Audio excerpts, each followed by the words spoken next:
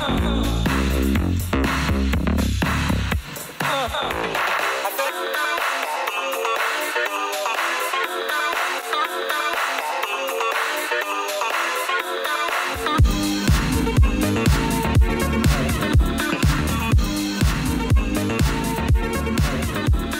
Internet. Gino, that Pinguino Greco here again with another episode of Balls Deep. It's a basketball show we have. We're going to be discussing NBA 2K16 today and the NBA Finals. And joining me, as always, to discuss basketball things, Pete Busby. Hello, Pete. In Iceland, horses write emails. What? This isn't a Yakov Smirnoff bit. It's my fun fact for this week. So this is it's basically a tourism ad. But Iceland set up this service where you can get horses to write your out-of-office emails because they want to encourage people not to check their emails on vacation. So now horses will respond for you. You can pick your horse, too. Wait, how does the horse respond? Click clop? They set up a giant keyboard in the field, and the horse stomps on it. And so it's just unintelligible nonsense? Yep, absolutely. It's a Awesome. horse, Gino. Come on. I don't know. I've seen Mr. Ed. He's smart. He's smart as hell. As always, we are also joined by Chris Zombie Pie Redacted, NBA expert. If you make a mistake of playing basketball with pigs, you have to be aware they will hog the ball. All right. Well, we've assembled our triad of basketball knowers to discuss the NBA Finals. And I guess, ZP, you said we had to play NBA 2K16. Why was that? Because it's good. Because it's good. Okay, that's good. I don't feel like that's the reason. Wait a second. Right? Someone just joined the call. What is that? Braden Arbitrary Water Redacted? Hi, Braden. What are you doing here? Hi. Hello. I'm here to represent the opposition argument. I will be promoting Malcolm Gladwell's case that we should take all college sports and throw them in the fucking dumpster. They suck. They take revenue away from education. And they are also parasitic leeches that don't pay their athletes. That's true. I agree with all of that. But I'm glad to have you here. Only good point Gladwell might have ever made. So you're a basketball expert now? You have an opinion on the NBA Finals? I am a basketball expert. I saw The Last Dance. I saw Space Jam. Oh, good. Excellent. Perfect. And wait, which Space Jam? The first one. I've never seen Space Jam. Okay. Yep. Space Jam 2. Do we need to do a viewing party of Space Jam 2? Just to be sad? Maybe. Wait a sec. Someone else is joining the call. What? Jeff? Hello, Jeff good Rude. people. Welcome to Off the Deep End, a Deep Listens podcast where we explore role-playing video games in depth. My name is Jeff Rude, the host and oh boy, I didn't fill this part of the script out. Okay, we're going to go. The Washington Bullets, I think. There was a team in DC called the Bullets, or were they from Baltimore? Was. Yeah, now they're called the Wizards because DC outlawed guns. Yeah, good stuff. So I'll actually more appropriately, I guess I'd be the Minnesota Lakers because I'm like relatively from around there. So let's go with that. Joining me, as always, we're not going to do this full intro. This is already the same people as before, but so you've tricked us.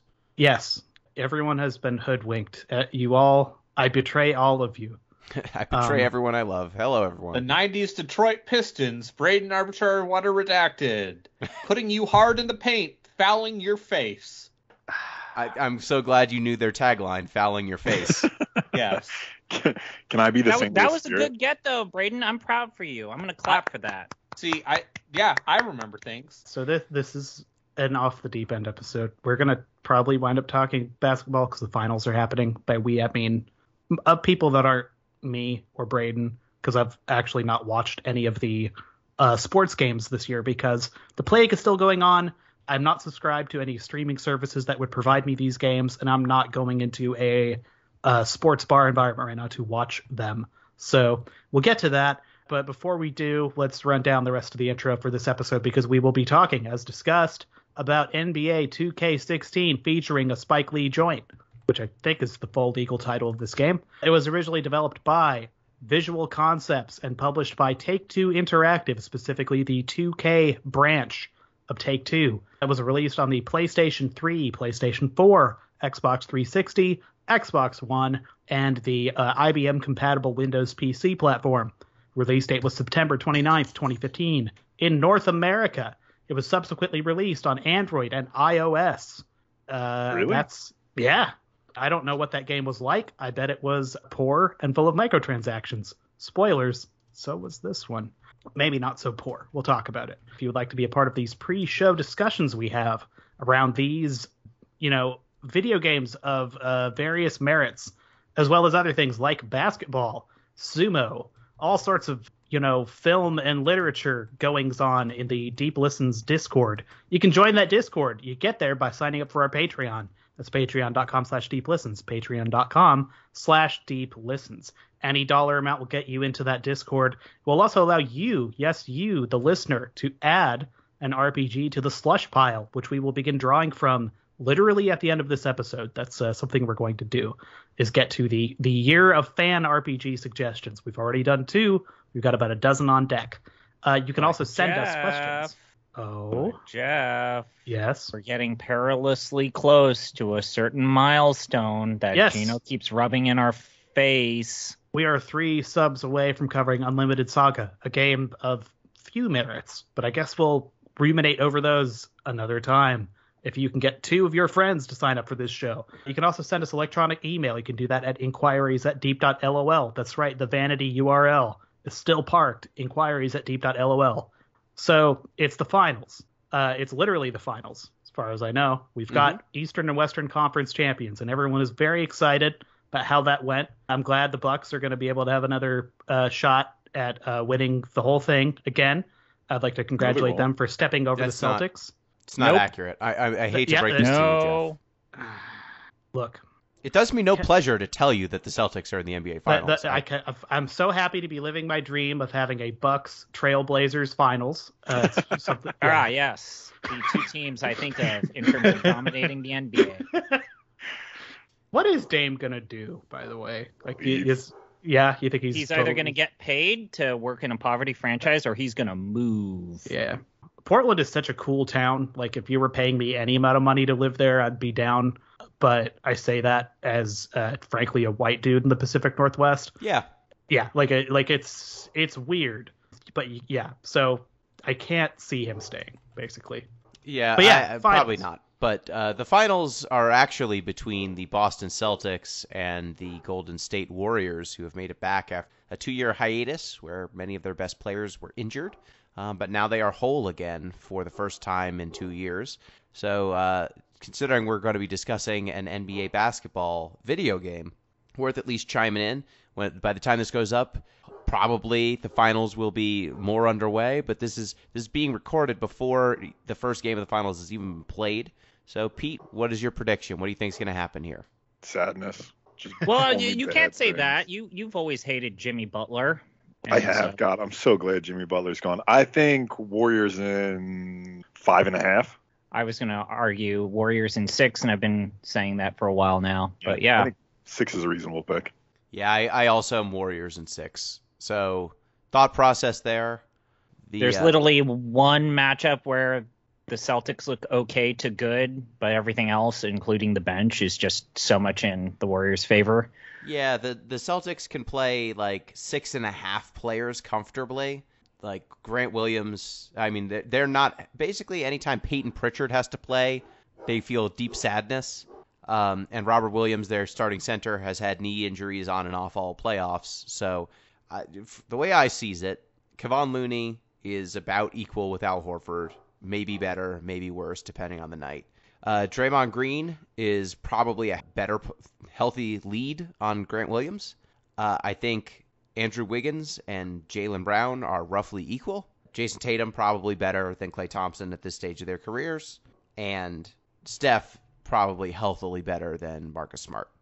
But, Gino, what if Boston starts flopping again? You mean when? When they start flopping? Every fucking minute of every game they play. They'll get some calls. The Warriors do not flop as much as Miami. Remember like the first 2 months of the NBA season when they started calling offensive fouls? That was fun for like a hot second. It was. You know, at least this series might be more watchable because the Warriors are less grifters than Miami. And Draymond's a smart, intelligent defender to know how to not lean into that shit. It honestly can't be worse. This was one of the most dismal Eastern Conference Finals I've seen in a long time.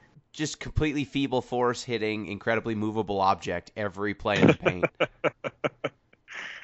Remember when the first round was constantly. predominantly competitive games, and then the second round happened and everything was a blowout, and then the conference finals happened and every game was a blowout except one or two? Yeah. This has not been a great playoffs in No. general. But hopefully the finals will be better. And so I think we have our predictions. Pete at 5.5, which is unfalsifiable.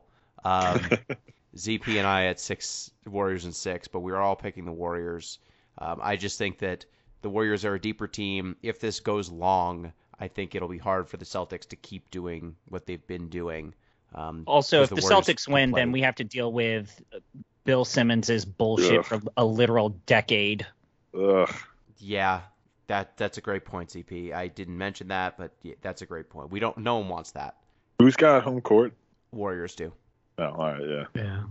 Yeah, that's a Warriors have home court. They play like 10 to 11 players. The Celtics play generously, like 6.5 players.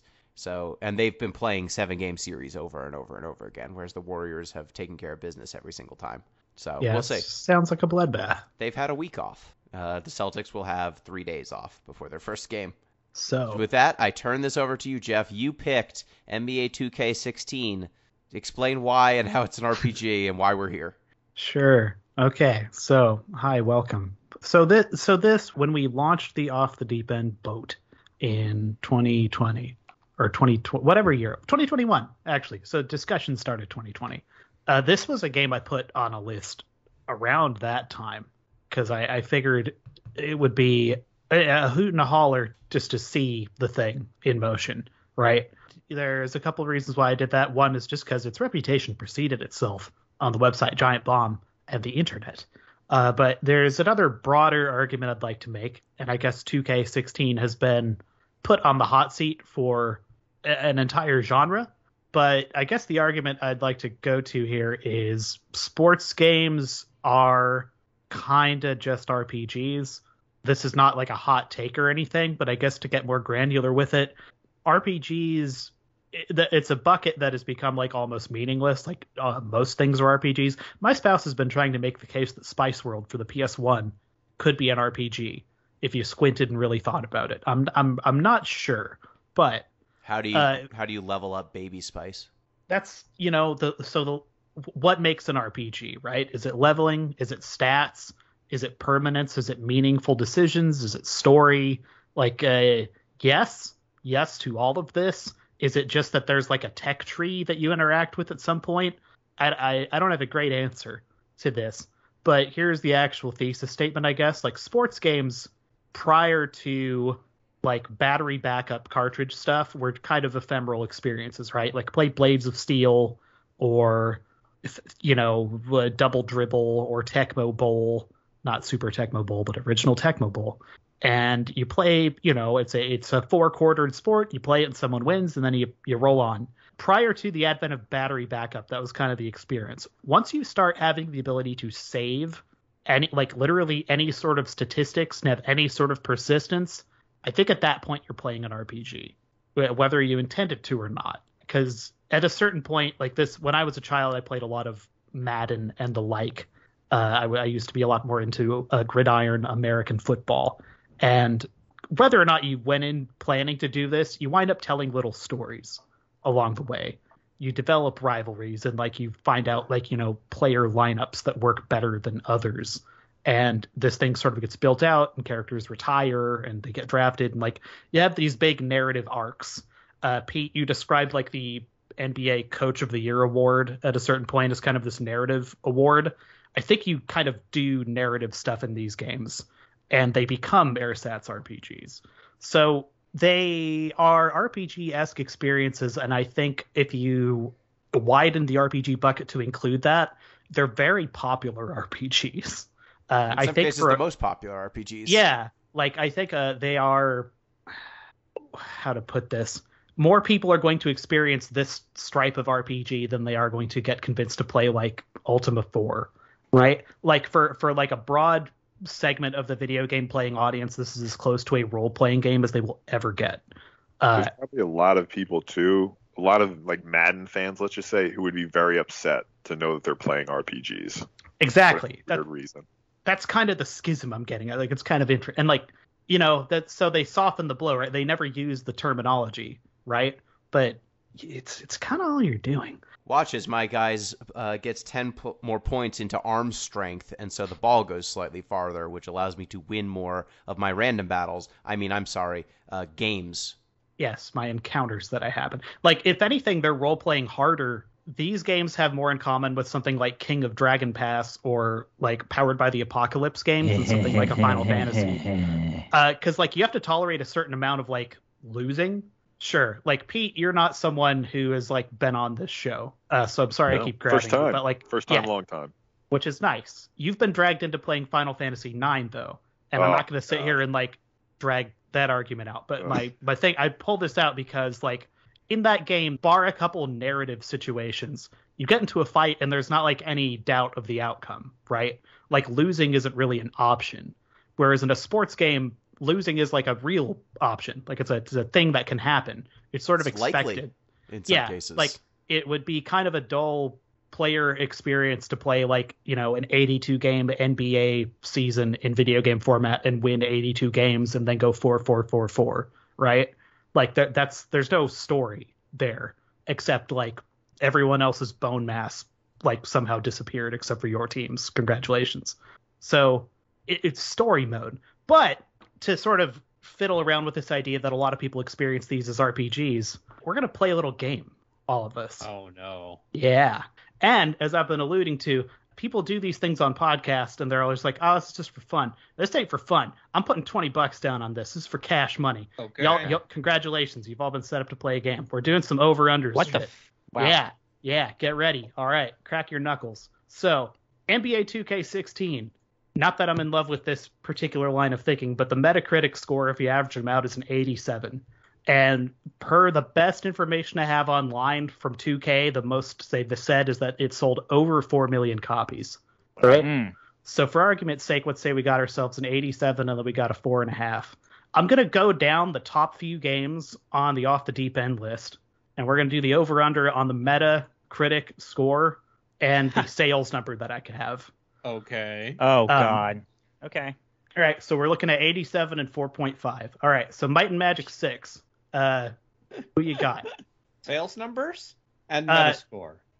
Just the Metascore for Might and Magic 6. Okay, so, for 87. You take the over or the under on this? I'm going to say over. Okay. I'm going to say under. All right. I'm going to say over. Okay. Pete? I'll take the under. We'll go 2 and 2. Okay. That is going to be ZP and Pete are each taking a point for that. Damn one. it. So 85. Those fuckers have bad taste. Yeah. Shush your mouth. 85. I just thought that no one who was not into a PC RPG would ever play Might and Magic 6, so it would get a little bump. Yeah.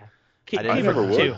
We're like dealing with like really small sample sizes of scores too, and Metacritic is like patently dumb. And especially like 90s game press. Yeah, the 90s game press was like, I'm only giving it 100 or a 10 if it's perfect. The fun factor. Reviewers tilt. Okay, Suikoden for the PlayStation 1. Like I said, NBA 2K16 and 87. Who you got? Below. Okay. Under. Okay. Yeah, under. I'll go over. Let's play the odds.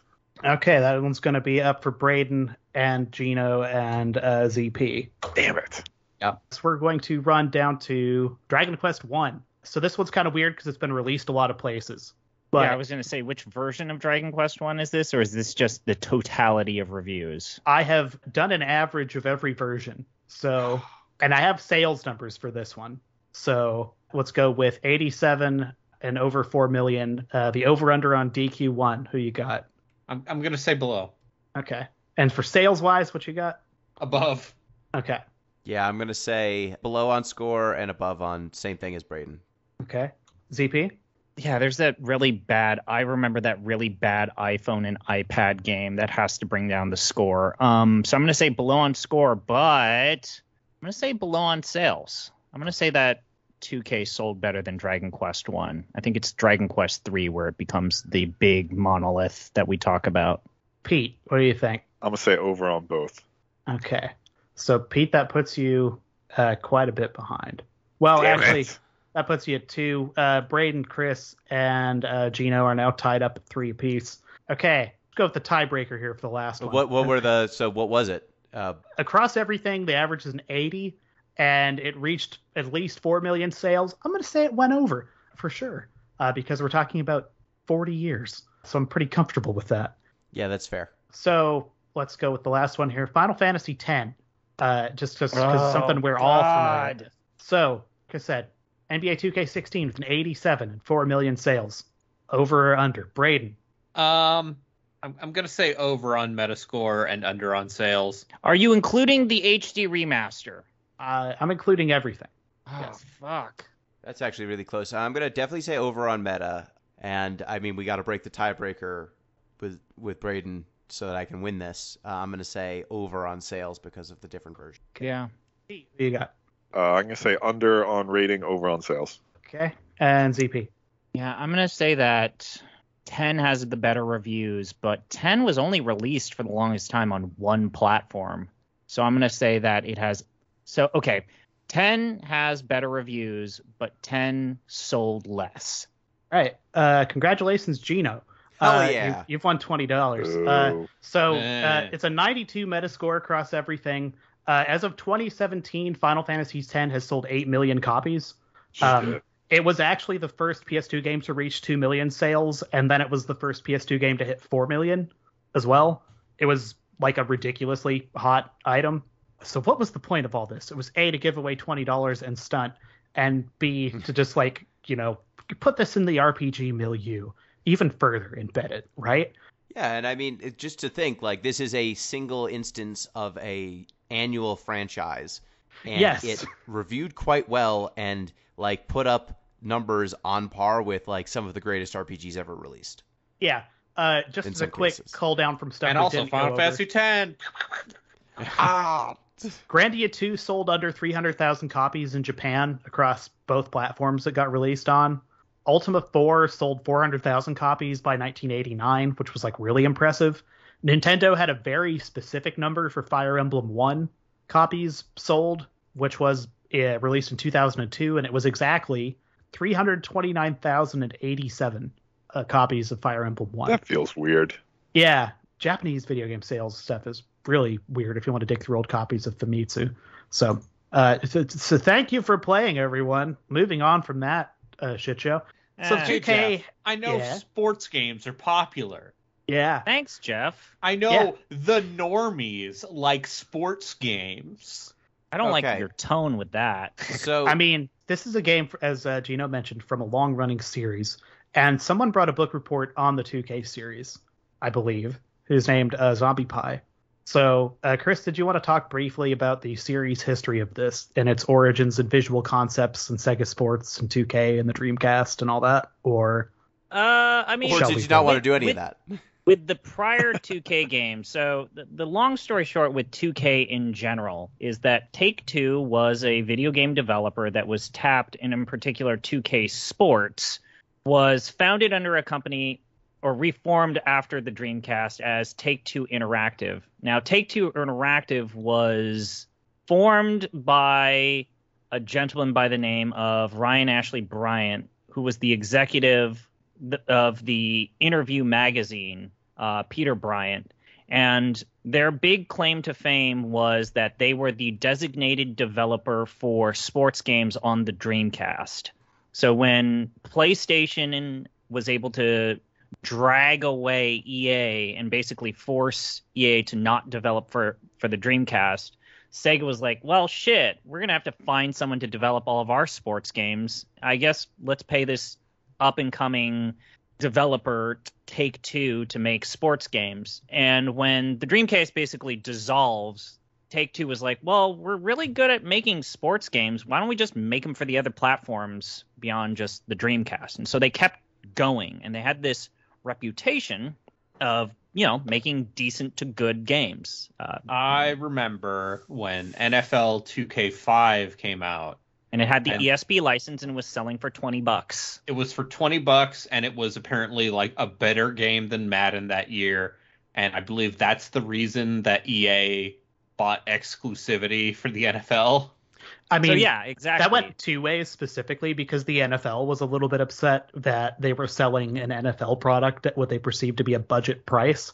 So they thought it was actually taking the shine off of their license in addition to... Yeah, the we can get into glorious a lot of NFL. discussion about how the tentpole big media properties deal with sports labels. For example, EA has sent shit-canned the FIFA label, and they're going to make a soccer game that doesn't use FIFA because of the political weight and ickiness of the FIFA name at this point. Yeah, and I remember when 2K, after they lost the NFL license, they went out and just like licensed the right. They individually licensed access to like former NFL greats one at a time and released a game that was just like, hey, did you want John Elway? He's not in the NFL anymore, but he's good.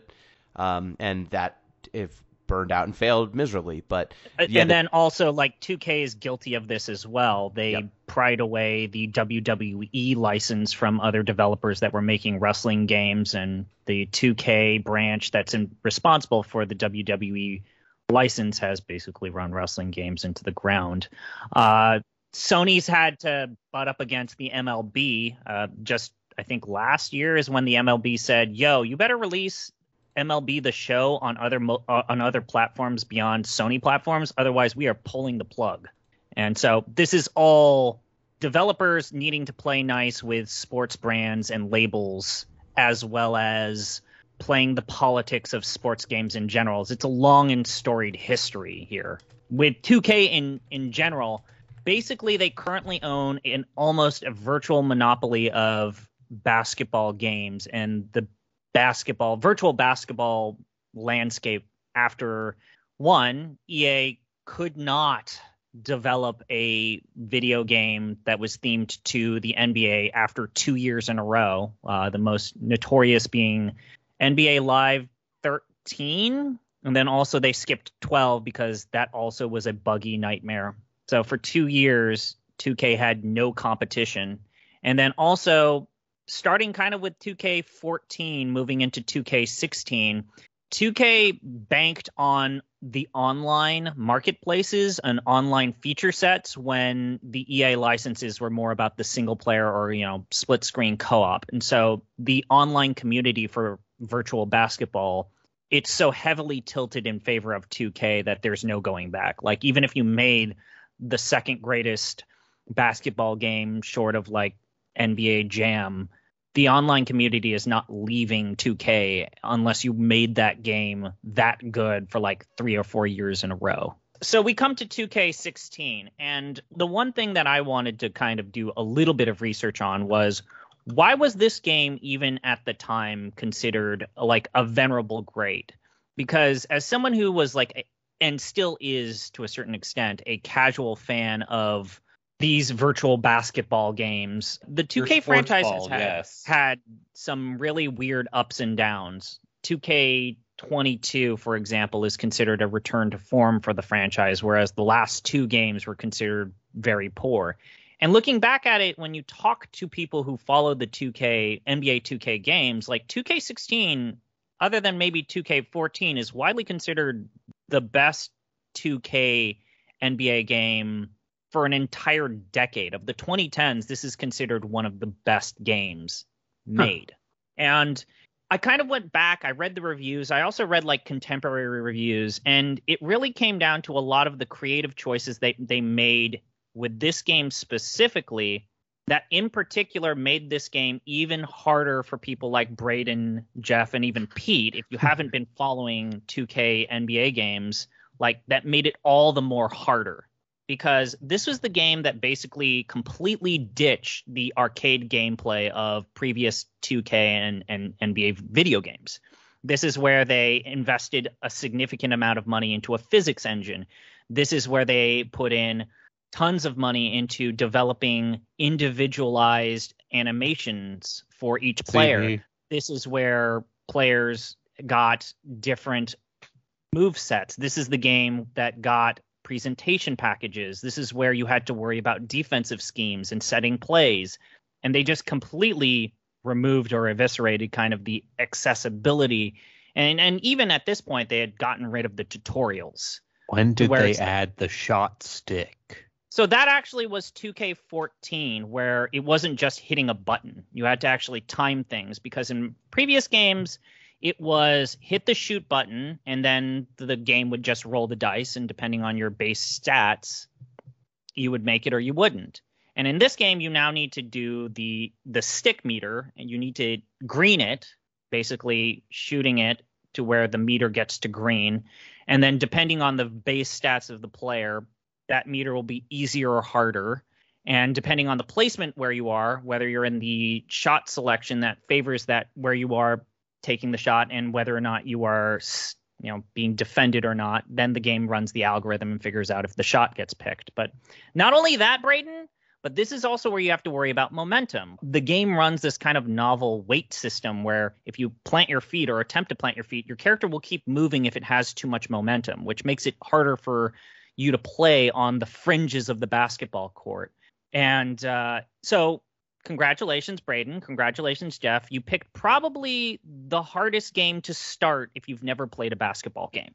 And, so this isn't actually my first basketball game. And that's not just including Jam, which is a very good video game. Doesn't include Mario Hoops 3v3, a fine Square Enix product. That's a pretty good game, actually. NBA Street, does it include NBA Street?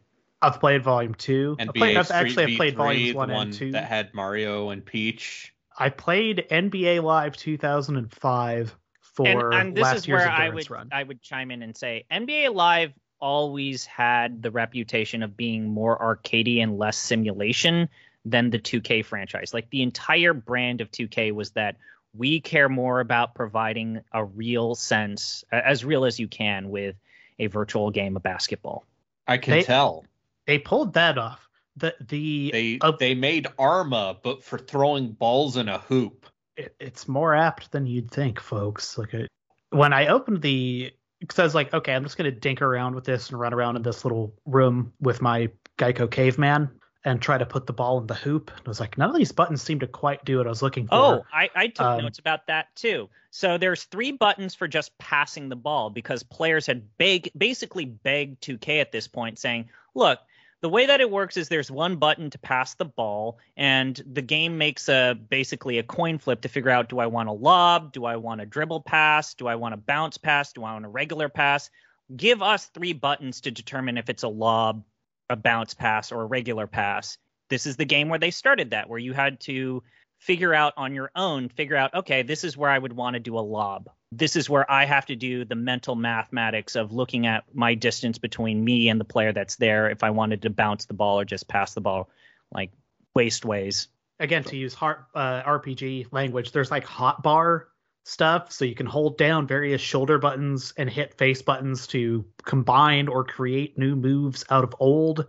You can hold down shoulder buttons with this shot stick and pull off I think I have a working grasp of what a Euro step is, finally. So thanks to this game. I'm glad you're here, because I guess this is where I'll introduce my bit, and this is going to be targeted for Braden and Jeff, and I'm glad that I have Pete. But I took notes on top of continuing my history of the 2K franchise and why this game is really special and why I actually really like this game. I was able to identify, it's like, oh, this is where they started to introduce the fact that the AI responds to running the same scheme over and over again. But anyways, so what I did for my little quick bit, I wrote down all of the technical jargon, vocabulary, and NBA specific terminology used in this game and in basketball in general, and maybe some NBA specific terminology. And I wanted to see if you and Braden, Jeff, know what these terms mean. And then I'll turn things over to Pete, because Pete, I will just tell you, you and I know exactly what these words mean. So when Braden and Jeff do their guess, you will provide the correct definition. Okay. So, I love specific terminology based on subcultures I'm not a part of. So Braden, let's start with you. Braden, what is a flop? It's you work a shoot, brother, and then you gotta do a meaty attack while they're getting up, and you gotta do some okizeme, and you gotta do some OTGs when you down someone. I know what some of those mean. Okay. Anyway, Jeff, what is a flop? Flopping is when you fall down when you attempt to fall down in order to force a foul on the opposite players, motherfucker. Okay, Jeff. Yes. Do you want to add anything to Braden's definition? No. I Okay. mean, you know, well, I think Pete, we could agree that they basically got that one. Yeah. Yeah, I mean, did a good job. Yeah, that's to be pretty clear, correct. I'm a sports like I watch soccer quite a bit. Okay, Like these are familiar concepts. I don't live in a fucking cave. Well, I'm glad that you've With got your the easy sports questions. They're going to get ball. harder. They're going to get harder. So, Braden, when the term spacing is used, what do they mean? Okay, so spacing, listen, you gotta, fighting games are about spacing. So, you wanna pick what characters are good at with spacing. So, certain characters have good pokes. Like, Ryo's standing medium punch is considered a good poke because it comes out fast, it doesn't have very many recovery frames, and it can be easily comboed into a confirm if you hit someone with it. You could probably call Steph Curry a zoner.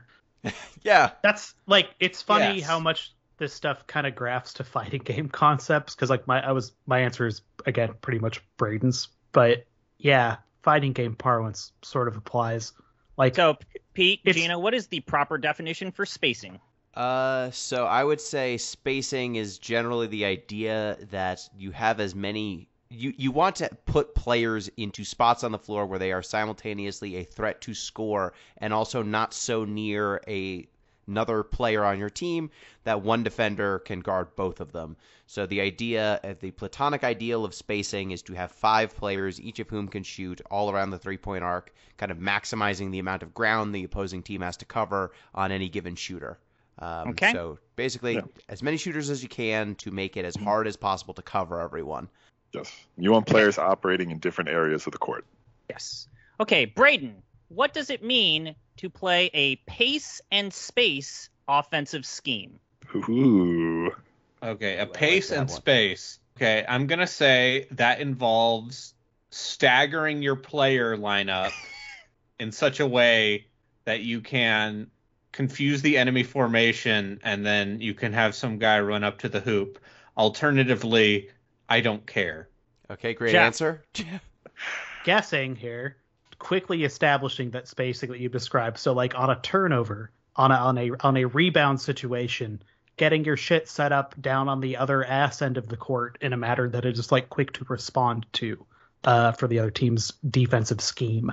How am I Pete, doing? what is the proper definition for pace and space? I mean, that was pretty good. Yeah. Not the first I don't care definition.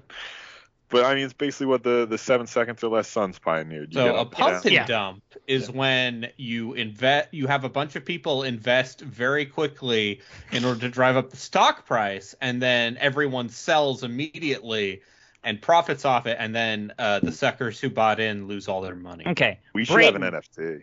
Braden. No. What is a 211? Okay, NBA 2K11 is the game released in 2010, I assume, for the Xbox 360, PlayStation 3, and Nintendo Wii. Jeff, what is a 211? He wrote Texas with a $. Gino, what is a 211? I don't even know what that one is. You Pete, stumped me. do you know what a 211 is? I think it's a play type. Basically, you have like 2 staggered screens at the elbows, and a player There can we go go. off either. Yes, it's that, and also 211 is the phone call for a robbery, meaning that you are focused on getting steals. Okay. Okay. Braden, 211 what are is the that? Amber Okay, is so- the color of your energy band. They did that song that everyone likes. Braden, So Yeah. what it does is- it mean to drop a dime? Okay, well, if you, I assume it means, let's see, it's probably some bullshit involving 10 points. Alternatively, it's taking a shit in the middle of the basketball court. Jeff, And what is asserting dropping dominance. a dime? Is it something to do with an assist? Hey, it just is an Yeah. assist. Good Just work. because Assist. context. Good job. Just Okay. from context clues from the game. Because someone Okay. said dropping a dime at some point. All right. What does it mean? We'll start with Braden. Take them to the rack. Okay, so when you take someone to the rack, it's to extract information from them via torture. You see, the rack is a medieval torture instrument used and designed to stretch a person out until their bones snap. Okay, Jeff, what does it mean to take them to the rack? Okay. Basketball's on a rack. NBA Live 2K5, there's a 3-point challenge where you're taking basketballs off a rack and shooting 3-pointers. So I'm going to guess it's something to do with 3-pointers. Okay. I mean, that was creative. It was. It's the Gino opposite, or though. Pete, what does take them to the rack mean? It's going hard to the cup. Go hard to the basket. Okay. It's the exact opposite. Okay, we'll do Fine. 2 more here. Braden, what is an and one? Okay, so in the rules of improv, you want to do and one, where you follow up on the person who said something and then you want to continue their bit. You don't want to shut it down necessarily. You want to do a and one. You're Yes, oddly closer than you think. Yes, Jeff, and what is one. an and one? Okay. So it's a foul scenario where the shot has gone in, but the player was still fouled, so they get a free throw, but they get a single free throw. So it's like it becomes a 3-point play, basically off the Very 2-point good. play. Very good. And last one. here. Again, only know this from people using this phrase in this game. Fun fact, in the early days of the NBA, if you were over the foul line, over the foul limit, you'd get 3 shots to make 2. They got rid of that rule after the 55 season, though. Okay. After people got too Last good at one. shooting free throws. This is the last much. one. Braden, undercooked barbecue chicken. That is a health hazard. Jeff, what is undercooked barbecue chicken? That is a health hazard. Gino or Pete, what do we mean when we say undercooked barbecue chicken? You got me on that one. I have no idea. That is one of Shaq's favorite terms for a player who cannot play defense at all. And so they just get roasted by opposing players all the time. Okay. I took down other notes, so I'll just run down these. We won't do this game style. But if this was your new NBA 2K, like this is the game that you're using as your segue to learn setting a screen, Euro step, throwing up a brick, a mismatch. I don't think the game ever explains what a mismatch is or what we mean by that. Boxing out kind of or is. to box out, a dagger, getting stuffed or stuffed out, running a pick and roll, developing or having a wiggle, making it rain, barbecue chicken. You're just the regular- NBA Jam announcer right now. I'm But, getting the shepherd's hook and dragging you off the stage.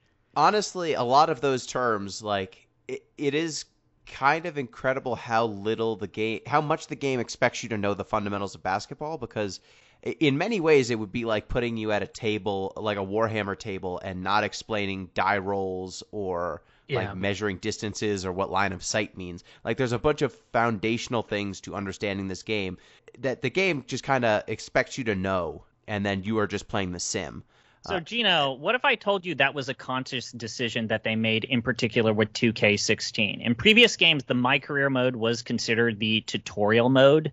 And by making this creative decision to tell a scripted story, they kind of eviscerated the original purpose of My Career mode. My Career mode actually started out in 2K10 and 2K11 as you create your character, you're going to play a bunch of mini games to learn the fundamentals of basketball, you're going to play these practice games, and you'll start in the summer league after getting drafted in the second round or going undrafted based off of the character that you create, of easing your way into the main roster and getting a starting position on an NBA team was the end goal or the objective with My Career mode for the first 2 to 3 years that they had it. It was around 2K13 or 14 where they decided to have these scripted dramatic stories. And as a result, the 2K franchise basically hamstrung itself by getting rid of its only real tutorial mode as a result. I would say, I would ask, for Braden or Jeff, as folks who are not versed in basketball or who haven't played it, how hard did you find? I mean, the controls of this game are very weird to begin with. Your characters are very sluggish. You can't really turn or move on a dime. It's not very arcadey. You need to get the ball to your right in order to move right. You can't just do it. If the ball's in your character's left hand, you need to wait for the animation. Getting yourself open, playing good defense. Those are things that are not intuitive necessarily, just based on how the game I've played controls. Dark Souls. I'm a real gamer. I understand momentum-based movement. So how did you find there's a screen setting button. Did you know what to do with that? No. Did you remember how to post up, or did you figure out where to post up?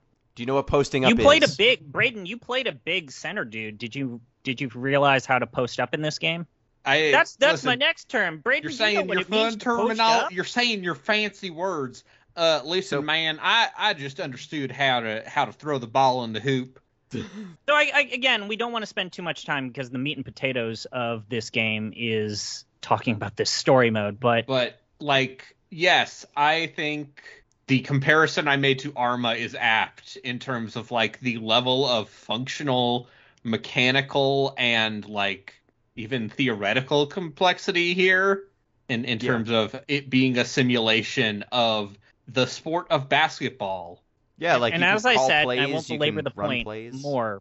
They made it harder for you with this particular game, where now we have 3 buttons to pass the ball, and each button does a different I just pressed pass. X to pass. You know, they I made didn't. the AI harder to where you couldn't just drive through them. They made the AI more responsive, and you had to use the trigger buttons, and you have to do this, you have to do that. I did not score very much. Well, also the game still praises you in the story mode. Even if you play like shit, you're able to do continue. fucking quarter circles on the right stick to do sick dribbling moves. But since my character's numbers were bad, he would just get the ball stolen from him because he was a 7-foot tall stone troll. So, yes, so there's a My Career mode, and that is what we focused on, to be very clear, because that is where the story of this game, in big honking air quotes at this point, exists. And the first thing they have you do is create a character.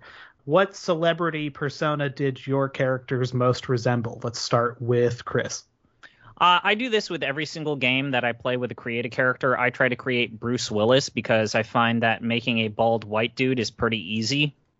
Yes, just a weird penis-looking man. Yeah, but as I reminded myself, making a white dude in this game, while you can do it, it has some weird story implications. Oh boy, did it! Yes. Yeah. Gino, who did yours resemble? I would say my character looked like Macklemore with a ponytail. Great. With terrible stubble and facial hair, but yeah, Macklemore. So you also made a white dude, Gino, is what you're saying. He was 5'7". That's point right. guard. You made a very short man. I made a very short man with incredibly long arms relative to his height. Just made like a Pokemon looking, like just horrible proportioned creature. Yeah, and let me tell you, like the game. You made an Elcor?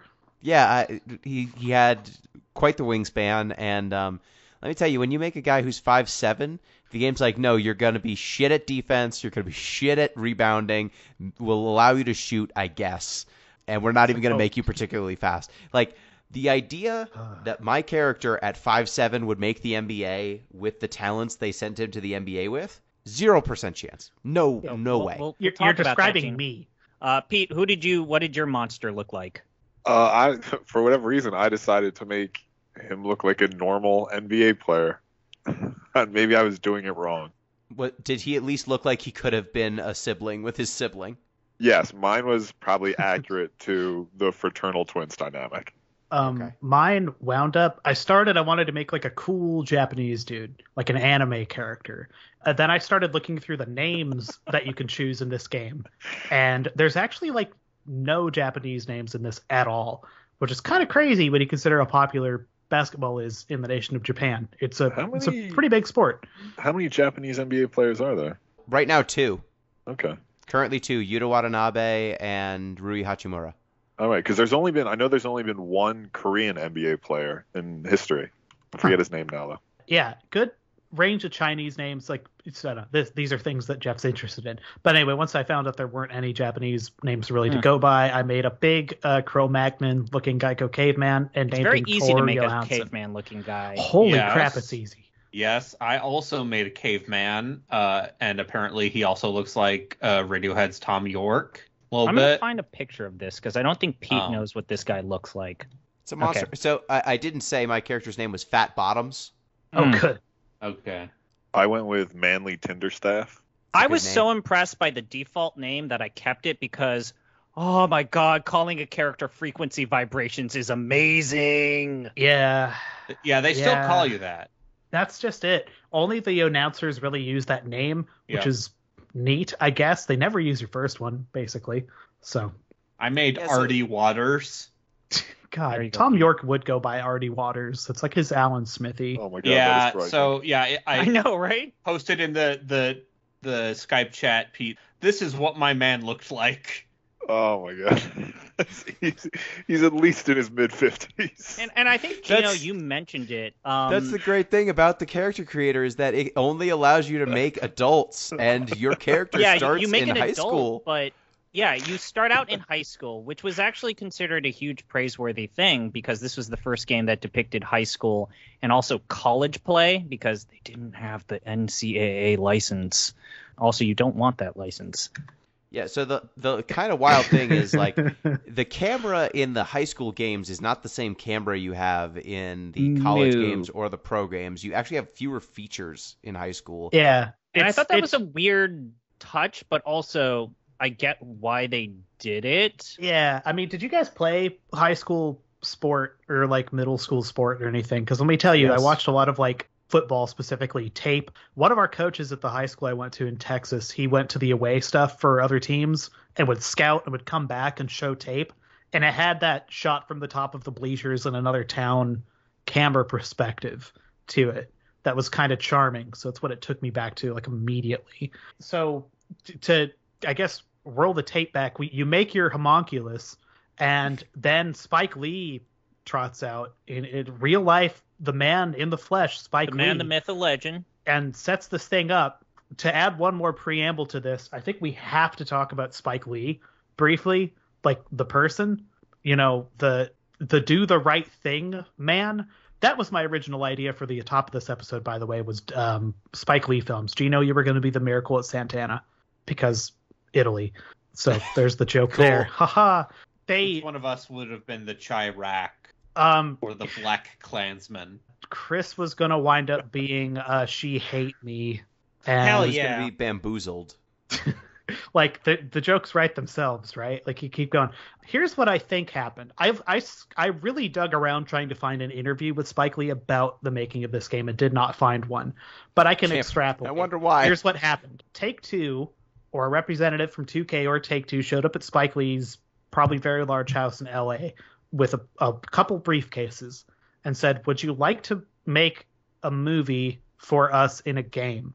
And he said, "Okay, what are like the terms?" They're like, "Okay, it's got to be under this rating."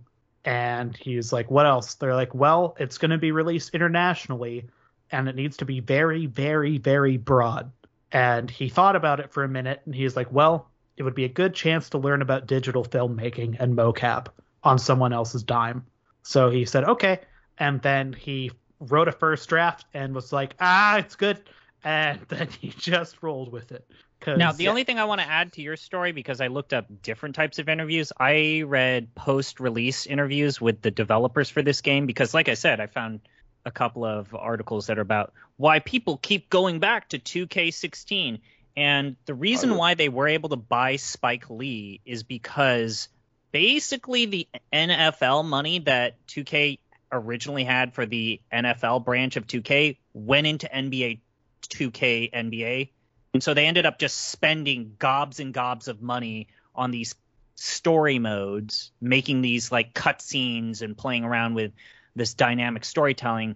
That's just your NFL dollars put to good use. I mean, they used to make a baseball game. They used to make a hockey game. They used to make a football game. They've been out of all of those leagues for NFL for like a decade. They stopped making a hockey game about a decade ago, and they stopped making a baseball game about a decade ago as well. So yeah, basketball was their sole sport until they got and they don't even develop that WWE game. Yeah, the I guess they do WWE now, games, as originally Jeff and I it can was a youth attest, thing, are but- a fucking travesty. Yeah, they aren't spending money there. So I guess that makes sense. They have the cash laying around. But just why Spike Lee? Like, if anyone's ever seen He Got Game, it's maybe the most depressing basketball movie ever made. So here's the thing that a generous read on this entire endeavor for this in-game film, which is called Livin' the Dream, which is not a wonderful name. It, at the very least, what it does is it is a Black American creator centering Black Americans and telling a story about broad Black American experiences, which is probably like a net good. It's a very specific vision. Like, Spike Lee spends a lot of time in this career mode for an NBA simulation game, talking about the importance of two-parent households. Yes. It's the choices he makes in that, like I said, centering Black experiences that I think you start getting a little dicey. And I think it does start all the way with that character creator, as was pointed out. Like, this would have probably made a lot more just like scan sense if it had just given you like 3 or 4, like, choose which one of these young men you'd like to play as. Because, you know, if you want to take this all at face value, centering a story of like a young Black man going into the NBA, it's a thing you can do. But when you turn it into Tom York or like Danny DeVito or like a gargoyle, it all just turns into comedy like immediately. And spoilers, it gets there anyway without your help. But like, there's no way you can't just be chuckling at this thing the entire time because they gave you the ability to kind of subvert it just right from the jump. So it's weird choices. Your sister did not have to be a fraternal twin. They could have said you were adopted. They could have done a lot of things that would have made things more universalized for whatever creative character you happen to make. Though I gotta just, like, before the story mode even really starts, they give you a rundown of some of the actors in their mocap suits doing a scene with no like CG, and then Spike Lee comes in and he's like, cut, this is my story, and then he goes bladow and he gets digitized into Spike Lee. So I think that's why I felt like this was zombie Spike Lee. Oh, it's terrible. Yeah.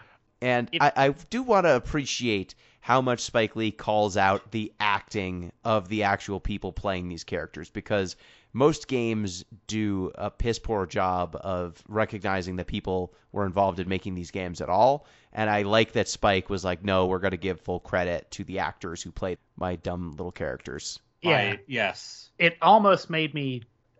It's kind of cheap and tacky the way it's done at the end, but they make you look at the people you've been just laughing at, just bald-faced, just chuckling with hands on your tummy for like an hour at the end, and they're like, hi, my name is Steve, and I played this character, and it was really nice to work on this. It's like, I played Tom Pagnotti. Good stuff. But so this mode gets 2 tracks. One, the RPG starts after this story is like the actual thesis that will really wrap around to.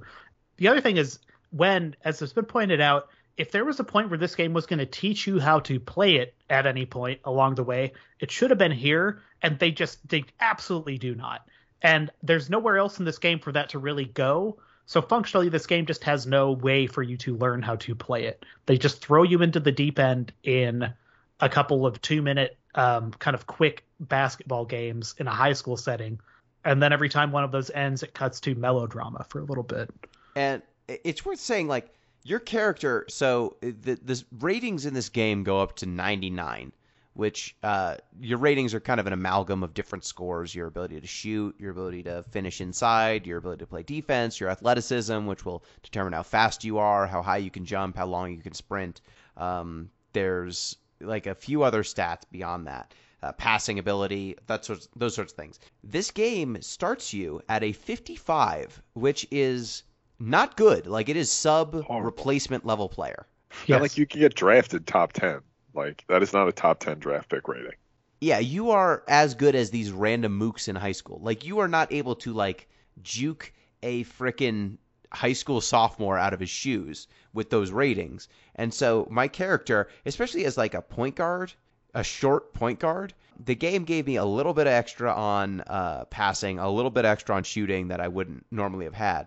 But because they didn't make me super fast or something, which is the only way, literally the only way a guy who is that tall gets to the NBA, is being one of the quickest people on the fucking planet.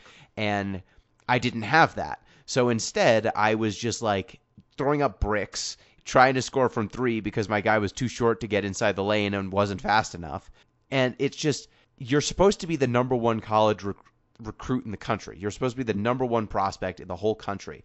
And they don't even let you adjust your stats until you make the NBA and have played a game, which or alternatively, you can pay for stats that you can pay real human money for and use that to make your character better. This is where this all... Also, it's worth noting you can't do that anymore, really, because the servers the online support for this game is off. This is where this game, I think, actually starts to be like, no, fuck this. Because this devolves into Opera Omnia or Mobius Final Fantasy, which I'm being kind of glib, that you can just pay your way past grind to, again, pretend this is actually a full-on RPG. That's really freaking scuzzy, because otherwise what it leads to is you just have this terrible experience for a couple hours, like several hours, like actually quite a long time. Numerous given the hours. amount. Yeah, and that's not fun, at all. It also hurts verisimilitude. Like, you can't. This person would never make the NBA with this skill. Like, it doesn't matter how tall you are. If you're a complete stiff, you will not get drafted anymore. Right. I mean, college scouts are not going to come beating down your door if you are. And again, that's the 55, weirdest thing is, right? even if you play during the high school part poorly, which you can play poorly, the game continues to praise you. The game continues to, like, herald you as this next worldly being, the next great basketball talent, kind of like what Gino's talking about. You can play poorly. You can create a character that doesn't meet the physical criteria of what people are looking for in an NBA player, and you'd still continue on normal and regular style, right? Like, you still get the booster guy from Kentucky saying, "Do you want to come to the University of Kentucky?" Like, sometimes they'll change, like, which colleges come to you, and there is some sort of triage. Like, for example, Duke will only present itself if you meet these certain criteria. Gross. These colleges will only present themselves if you meet these criteria. The one thing that I do want to say is, I hear you, Jeff. I understand what you're saying. At the same time, this no microtransaction battle in sports game, that fucking battle was lost 5 to 6 years ago. Oh, I'm aware. Yeah, but this is around the time when it was lost. If you want to, and I understand what Gino and Jeff are saying here. If you want to go back to, like, one of the most consequential video game releases ever, it's not what you think. It's FIFA 2009, because FIFA 2009 was the game that introduced Ultimate Team, the card-based mode where you created a deck of players that are all these different legendary players across the world. And when EA made more money on Ultimate Team by doing card packs and, like, microtransactions, literally every game developer that made a sports game followed suit. And people to this day are getting their Xbox Live Arcade and PSN accounts hacked because people want those cards, that experience gain. Even before FIFA 2009, when you bought a PGA game or, you know, a Tiger Woods game, there was a button to get a straight 99 ranked golf player to get through the entire story mode. Easy peasy. So I understand what you guys are saying. This battle was lost almost 10 years ago. Pete, I know, but like I'm experiencing it for the first time, so it's bullshit. Yeah, I mean, the points sort of passed me by, but I did my single claim to fame. In high school, I played basketball against one kid who eventually made the NBA. He was a point guard. And he just eviscerated. That man's name, Stephen Curry. Not quite. He wasn't even like that good. I shouldn't say he wasn't that good. He was a second-round pick, and I guarded him for about 10 minutes, and my soul left my body. Like, they should have made these high school games you just stomping on fools for 4 quarters. Yeah, exactly. I mean, tutorial, it would have made more sense. I played football against 2 or 3 players that made the NFL, and we lost so badly to those people. It was ridiculous. Like, they almost wounded half of our team. Like, it was not even close to fair. And one of them was like a 5th round draft pick, and the other one went undrafted and like played a little bit of running back for an NFL team for like a year or two. And like the level of skill you have to make. I actually played Pete against one of the folks on our college basketball team in pickup. He was just shooting around, and he, I think, had a like overseas career for a little while. We did not score a point when he felt like playing defense. Like, he was trying not to hurt us and not to get hurt, but like the skill difference and the talent difference is so gigantic that the idea that even playing against another high level high school team, like James Harden, when he was in high school, lost 1 game in his like senior year. 1. I don't want to get into the details about my personal life, but I was an assistant coach for a high school basketball team, and we went up against Oakland Tech and Salesian. We got eviscerated. Oakland Tech is also the high school that Dame Dalla went to, and I could see him because it was like a playoff game. But yeah, we got destroyed. We scored 2 points at the start, and that was the only time we led the game.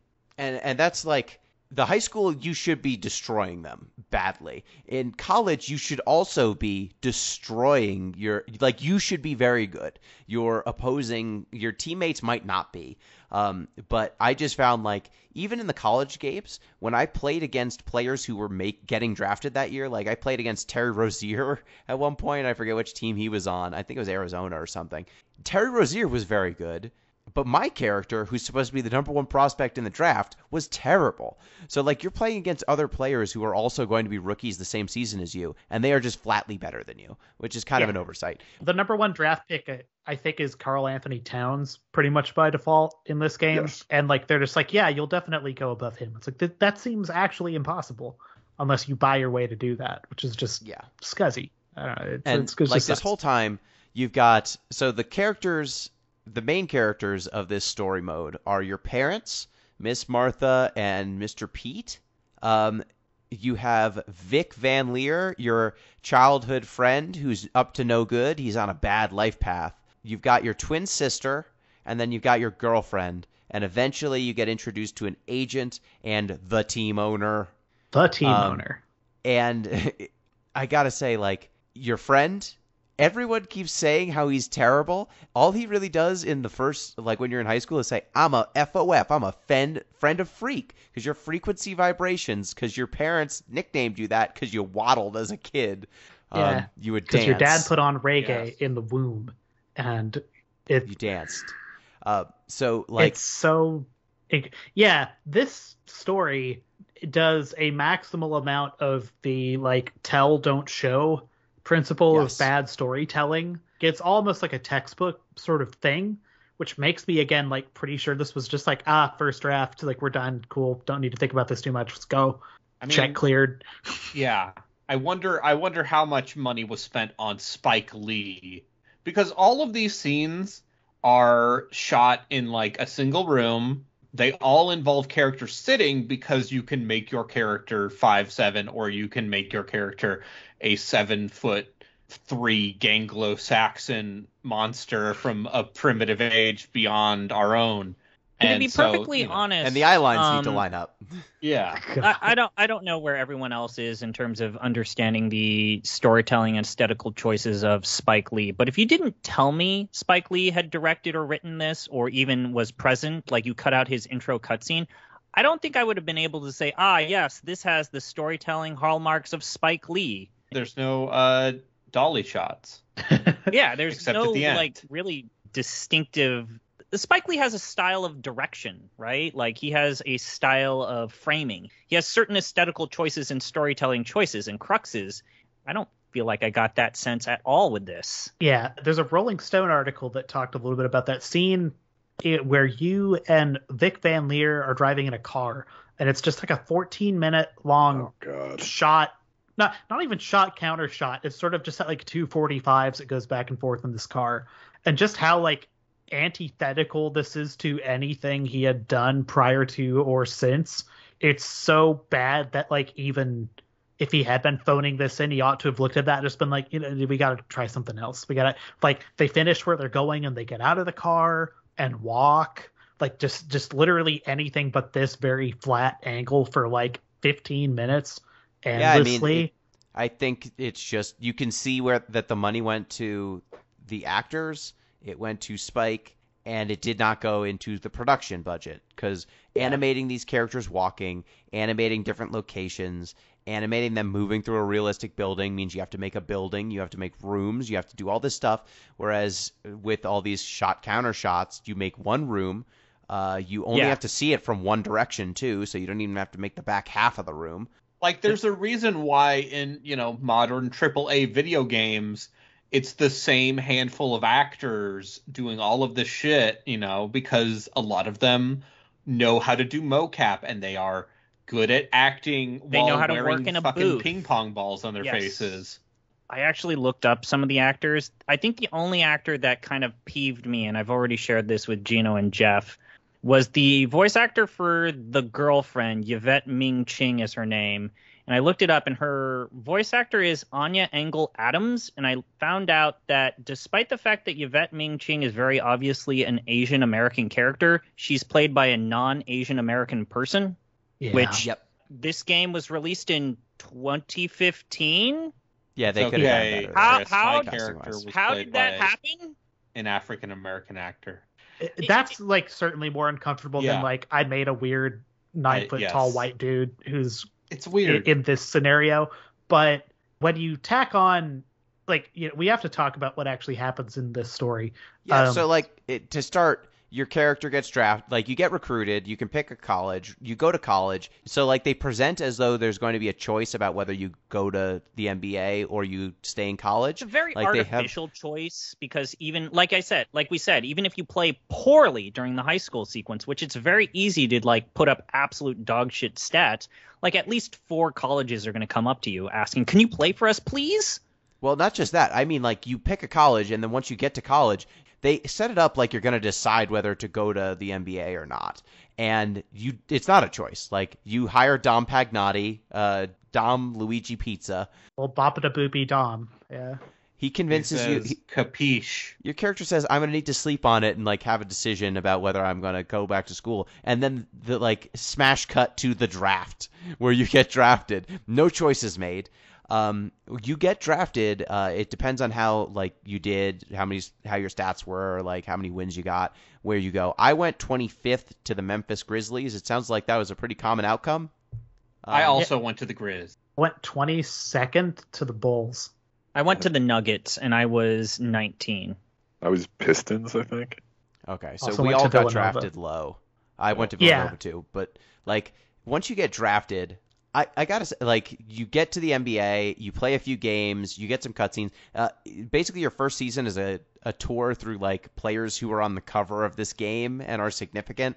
So you play the Warriors, you play the not the Celtics, you play the Rockets, you play the Cavaliers, you play the Pelicans. And, like, before every game, your character's like, man, Anthony Davis, what a guy. To play against him is incredible. Steph So this Curry. was really funny for me because I was playing this on an Xbox Series X. And I think what this game was anticipating is me playing on like a launch Xbox One, because those cutscenes, like he talks for about 90 seconds. I went and checked. He does that rundown. But if you're playing this on a Series or probably a PlayStation 5 too, like, it would kick off the cutscene and be like, it's a long stand out of town. It gets kind of, and then it would just cut and then just go immediately to the game. Just like the game loads too fast. Yeah, every time I busted up because he'd start talking about like Cat or like playing against Clay, and then it would just go. It's perfect. Yeah, and like the game, once you get drafted, you get like you'll play 2 games or so without much story. Then Vic, your friend from high school, like they keep saying he's a bad dude. They don't show you him ever really being that bad of a dude. But then you have a meeting. He's maybe He's an annoyance obnoxious. at best. Yeah, Like, he's obnoxious. Like he says he's a FOF. He's a friend of freak. And, hey, ladies, he just like says to the crowd. But there's no like, and then we found him doing meth. Or, we found him drunk in the back of a car. A little bit about his backstory later in the story. We find out that he was like apparently abused as a kid, or his father was a substance abuser, and your parents basically adopted him, and he's essentially your brother, like an adopted brother. So why people are not able to tolerate, you think about, Pete and Gino, you think about all of the weird prickly personalities that the NBA is capable of tolerating. God. And yet one dude's kind of annoying, obnoxious adopted brother. Nope. That's where we draw the line. Yeah. Like the owner of the team, who is only the team owner, has a conversation with your character about basically cutting his adopted brother out of his life, or else he's going to cut you from the team. Well, he writes down VGG, Vic gotta go. Yeah, let's be clear. The whole conversation, very disturbing racial overtones. Yes, so this is where it gets really funny, because if you're playing this as a white character talking to this white dude in borrowing large chunks of like Ebonic African American English vernacular stuff in like the way a shitty old tech bro dude would, and then your character just about walks up to the line. He's like, "That's kind of that's real then, racist." and then they just back away from it and just don't really acknowledge it. Like, clearly, I think this is actually about as close to like a Spike Lee joint as this gets, is this scene, because it's kind of talking about something. I This guess. is at the car, like where the car conversation goes eventually.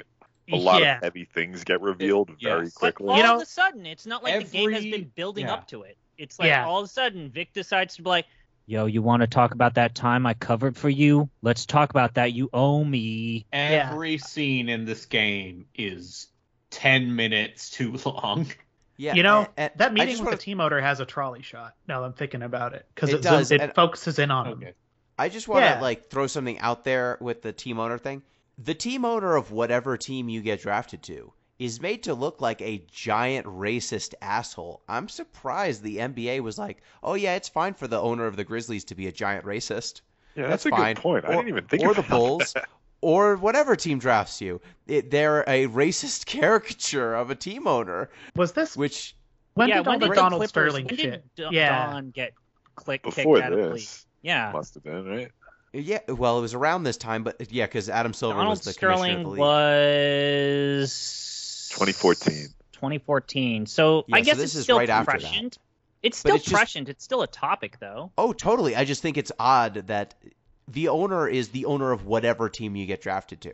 So the implication here, from a storytelling perspective, is that every team owner is this way. Right? Because it could be any of them. There's no way. Like, could you ever imagine the NFL signing off on something like this? Like, not a chance. No. Well, do you remember back in the day, like the NFL needing to say, you're not to Midway, you're not going to make Blitz the league anymore. God damn it. Yeah, you're not going to have a game where people do steroids anymore. We can't have anyone imply that NFL players would use steroids. But yeah, it's just. How dare you? I was honestly kind of taken aback by what Spike was able to do here, because some of the topics that he touches on, like Vic, when he explains his background, when your character has that conversation with him in the car because you've been bailing him out of jail and paying lawyers to make some of the problems he's had go away.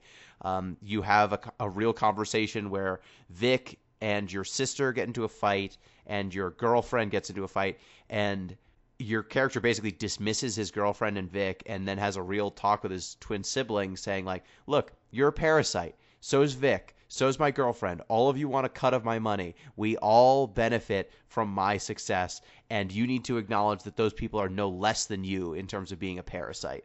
And I'm fine with it. They love me. You love me. Like, I understand that my love now comes with financial ramifications, but you need to chill the hell out. And that's like... Honestly, every cutscene's too long because it's a damn basketball game and I kind of want to play the basketball sometimes. But what Spike is attempting to do with what is essentially a basketball career mode, I'm impressed, like, honestly. And the acting's not bad either. It's just overwrought because it's a very melodramatic story. Yeah, the performances themselves are not bad. Dom Pagnotti's a lot. That's Yeah, Dom Pagnotti. Yeah, Gino, is Dom Pagnotti a racist stereotype? Yes. Okay, why is he a racist stereotype? This is a weird New York thing. Dom Pizza. This is a Spike Lee thing, right? Now, you have to realize, Gino, if I told you that Dom Pagnotti was based off of Al Palagonia from He Got Game, and that was what Spike Lee said the character was based off of, does that make it a little bit better? No. I mean, it's fine. Like, he's a funny character. Like, if you wanted Joe Pesci to be the manager of, like, you know, your player, that's fine. I found it kind of funny. I just was like, I can't believe how lazy this is. But, I mean, he barely has any lines. He barely has any scenes. So, like, the one scene he gets to choose scenery when he's trying to convince your player to go sign with him and declare for the draft, that was very funny. It's just like... You know, when you want to go to you've got NBA talent right now. You can always, you know what happens when I go to a college? I see people in their 40s, 50s, and 60s graduating. But you know what I don't see? Any people in their 40s, 50s, and 60s getting drafted to the damn NBA.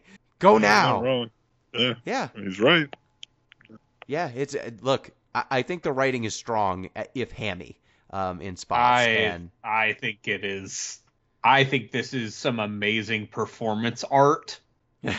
It is just a bunch of hammy ass monologues and like the acting is not the problem. I just think it is like the most like broad, general like morality fable almost. I don't know what it's actually about. I don't know what this is about except for the ending monologue, which is like, hey, don't. It might be one of the greatest endings. Well, we have to get there. So this car scene. Car scene. Yes. This car scene. Eventually, after 6 games, by the way, at a certain point, this turns into an actual RPG because it like the choices you've made so far are, outside of minute to minute, I'm going to dribble the ball and try to shoot the ball. You can choose what college you go to. And then after that point, you start actually gaining individual points that you can put into your basketball boy, and you can start leveling up different stats. So you can, in fact, at this point, start making your character better at defense or better at shooting or better at just raw athletics stuff, basically. So it like you start tiptoeing into this. They don't necessarily tell you this in a very clear or explicit way, but you are softly starting to role play at this point. It's just that interspersed between these basketball games and your ability to add these points in, you're getting these vignettes. And as we said, there's the team owner one, which is kind of a standout. There's you talking to your twin about parasocial relations vis-a-vis your basketball career, and then this car. So you and your good friend Vic Van Leer are cruising in what appears to be a very expensive car. Vic puts in a CD. It is some SoundCloud, but quality SoundCloud rap coming out. And by Vic explains, Basquiat. This is from Basquiat, by the way. I am Basquiat. It's me. And your character is like, this is interesting. Well, that's fine. You are able to cut bars, my friend Vic Van Leer, my friend for life. He's like, cool. You want to self-fund and produce a record for me? And you express a certain amount of reluctance. Then there's a long, awkward pause. And then the game just basically dumps that you committed manslaughter. Well, Vic is like, so you got all this money and you don't want to spend on me, and then you yell at him because you've spent $250,000 cleaning up Vic's messes and funding him. Well, not only that, and Gino, remember, I threw a fit about this in the Discord. Oh yeah. You end up getting cut, which that's not how rookie contracts work. You don't get cut. You become free agent. You become a free agent, which, for those that don't know, if you are on a rookie contract, your first 2 years are a guaranteed contract with 2 additional years with a team option. First off, I've never heard of a lottery pick getting cut from their team. Even Anthony Bennett, a venerable bust that we knew within like 3 games, was kept for at least the first 2 years of his rookie contract before they dumped him. Second, you're not eligible to negotiate an extension at the end of your first year. Nor would you have be a free agent unless you were cut. So yeah, it doesn't scene where we're negotiating with after the first year of our rookie contract? Like, I was just like, Spike Lee knows basketball. He understands basketball. Why is this scene this way? There are other ways for you to do this. Yeah, and I mean the scene, like Vic is like, you need to spend more on me, and then like you said, Jeff, he basically says, well, I do know something about you that, I would never tell anyone about how there was that guy in our building who was, he was going to rob you, and you defended yourself. Of course you defended yourself. And I remember him just, you pushed him, and then he fell down the stairs, and, you left, and I was there to clean it up, wasn't I? Yeah, he low-key blackmails you into giving him your car. And then, at the end of the season, after the last game, you get a phone call after you sign with your new team that Vic has died in a car accident in the car you gave him. And then, Pete, how would you describe the last cutscene? Oh, God. Basically, Vic's ghost walks by you and reads ostensibly a 1-page, but probably 15-minute speech. It's a long speech. It's a long speech about his past and his family and how he kind of had a crush on your sister, even though he was like her adopted hated each brother. Other. All very strange. A lot of stuff about parenthood and about how it's important to have fathers around.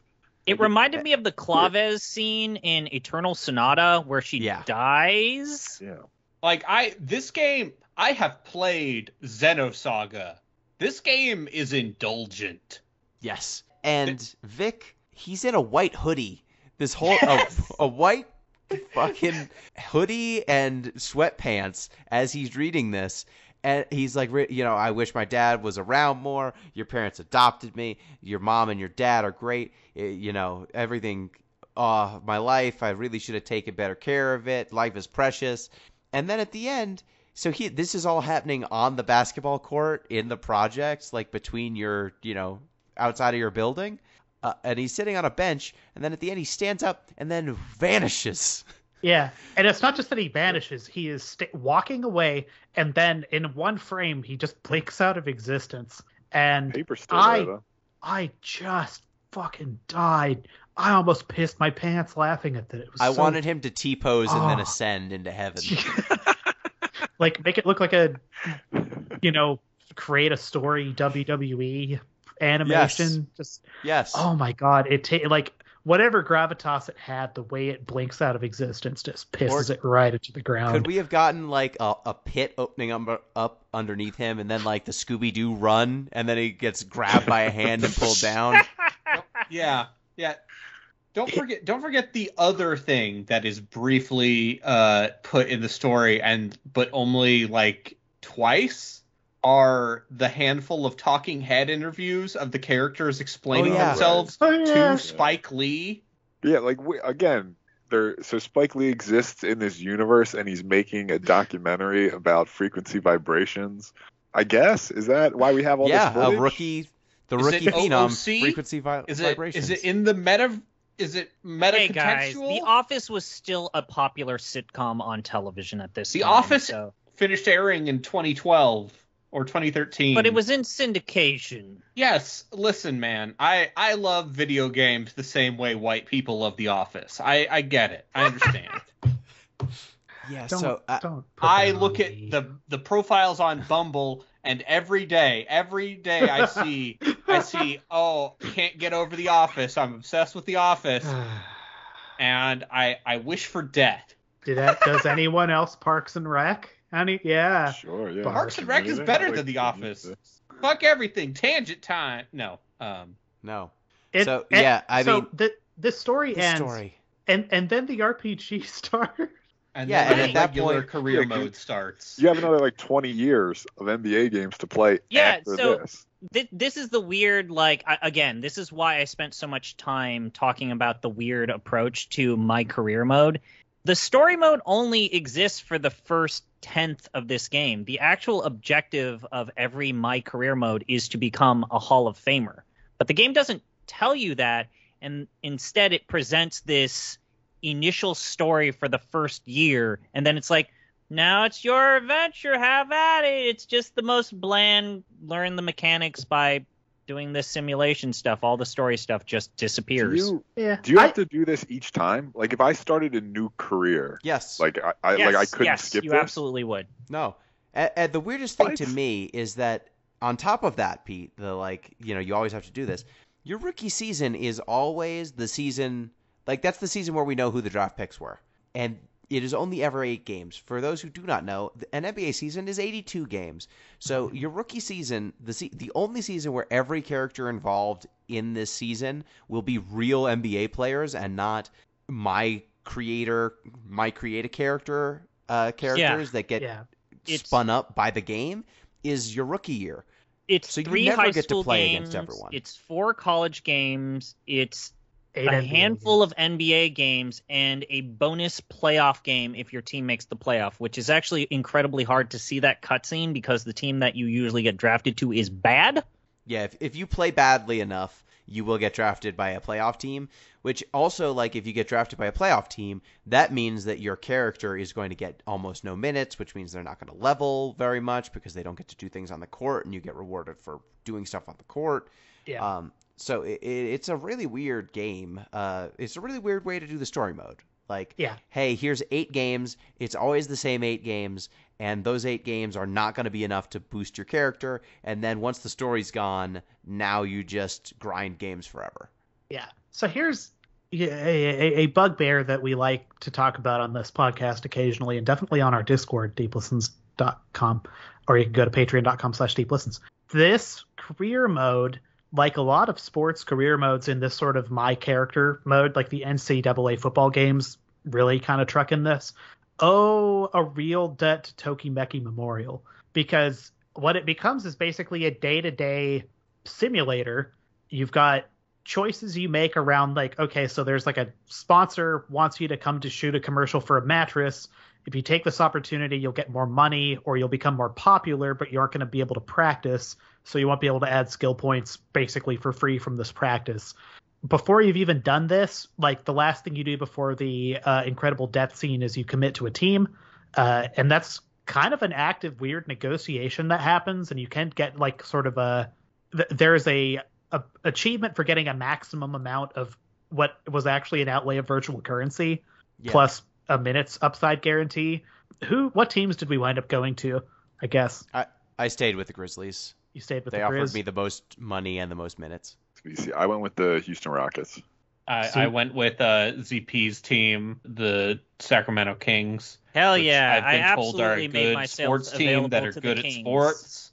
Yeah, I also deliberately signed a less money contract to go to my hometown team because I figured even if my shitty create a character was on the Kings, it would have still been better than just Tyreek and Boogie. They gave me more minutes, so I wound up with the Kings.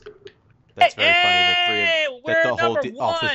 Off the deep end people ended up on the Kings. That's amazing. Yeah, that feels on brand.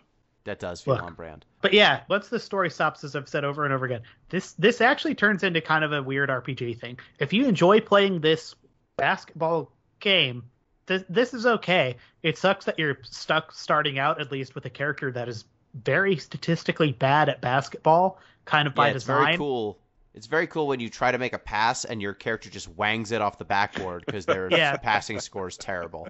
And again, as UZP pointed out, toothpaste is out of the tube on this, but it sucks that the solution was just grind this out or you could pay us and this would get better like immediately. I gotta say, as someone who has played some of the recent 2K games, I was actually really impressed by this game. Like, I can see what eventually led to 2K19 and the current games that are coming out. But like, again, I like these games. I like playing this more simulation focused basketball. I really appreciated the fact that this is the game that originated the current AI system where it's more responsive to your defensive schemes. I know I shouldn't talk more about this, but like something that's really cool is that if you play a team that's run by Mike D'Antoni, that they're just going to let you play through star. And so I actually had it to where one of my players or my player scored like 50 points and D'Antoni just kept running it because I was doing post plays and he kept trying to steal the ball because his whole scheme is just prevent him from passing. So I just ripped him up like that. And I like these games. I realize I'm biased. It's a combination of my own personal leanings towards basketball, but I feel like this was a good quality game if you've been following this ecosystem for a while, which I understand and appreciate is a legitimate problem to have. Yeah, and I was pretty impressed with, like, I set a screen and then the players actually used the screen intelligently. Like, they didn't just ignore the fact that I was setting it. That was another thing is that, you see a lot less. If you go back even further, like into earlier 2K games, you would still see players run into each other, clip through each other. Like here, there's, again, that momentum system. There's a sense of presence. There's a weight to your player. Like if you run too fast and you try to stop on a dime, the animation will not allow you to do that. And you will step out of bounds. Yeah, it's cool. I understand that when Braden and Jeff, you guys had multiple issues with trying to steal the ball and like getting offensive fouls, but like I'm glad it's there because I got tired of playing some of those NBA Live games where all you do is hit the steal button until you finally get the steal and then you just slam dunk the ball. I think that there's a variety here. I think I had less issue than Braden did overall. And I think that just comes from me having like a very loose grasp of basketball. I will say this game does a terrible, again, very not good job of teaching you anything. But yeah. I walked in with a working framework of how some of this shit worked and a little bit of the lingo. Well, and by the end of my time with it, I think I understand positional play of basketball better than I did going in. Can I just mention that I got a DM from you saying, ZP, I plan on nominating the defensive 3-second violation as the worst mechanic of the year. Yeah, I stand by that. Do you want to know why that exists? Sure, seeing as FIBA and the NCAA don't have it. So, yeah, guys, go ahead. The reason for defensive 3 seconds is because in the 90s, people could never get to the hoop because they would get hand checked all the time. Hand checking is Gary like you're pushing Payton people had with your his hands. entire career defined by violating that. Is the one of the reasons why we have the 3-second violation.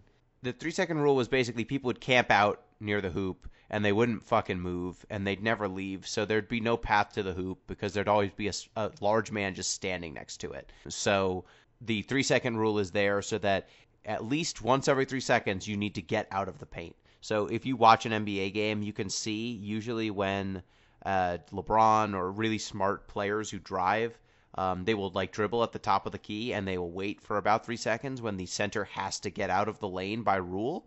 Yeah. And then they will attack at that precise moment because they know that they will be out of the way. To be clear, I understand the purpose of it. Yeah. Like Yeah. it's the to same make reason people move. It's the same reason the shot clock exists. It's the same reason. It's the same reason I went to a minor league baseball game about a month ago, and in I think it's the Pacific League. It's where name of baseball team plays.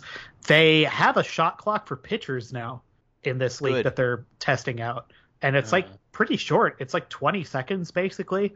But yeah, That's like still longer than an NBA. That's almost as long as an Pacific NBA Coast possession. League, PCL, Jeff.